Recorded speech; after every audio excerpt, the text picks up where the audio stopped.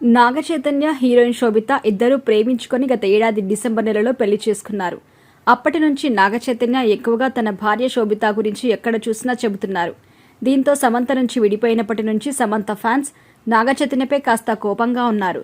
ఇటీవల నాగ చైతన్య, సాయి పల్లవి నటించిన Thandel cinema trailer launch ఈవెంట్లో పాటు ప్రీ రిలీజ్ ఈవెంట్లో కూడా తన భార్య శోభిత గురించి చెబుతూ ప్రశంసలు కురిపిస్తున్నారు. ఇలాంటి సమయంలో నాగ చైతన్య, శోభిత తల్లిదండ్రులు కాబోతున్నారంటూ ఒక వార్త వైరల్ అవుతోంది. త్వరలో శోభిత తన మొదటి బిడ్డకు జన్మనివ్వబోతుందని పలు రకాల వార్తలు సోషల్ మీడియాలో వైరల్ అవుతున్నాయి. ముఖ్యంగా శోభిత వివాహానికి ముందే గర్భవతి అయిందనే వార్తలు కూడా వినిపిస్తున్నాయి. గతంలో బాలీవుడ్ సెలబ్రిటీస్ ని అనుసరించి శోభిత ఇలాంటి డెసిషన్ తీసుకున్నారని కూడా వార్తలు వస్తున్నాయి.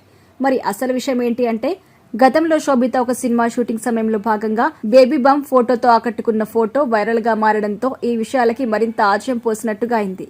ఇక బాలీవుడ్ సినిమాలో శోభిత గర్భిణిగా నటించింది. ఆ పాత్రలో ఆమె నటనకు ప్రశంసలు కూడా వచ్చాయి.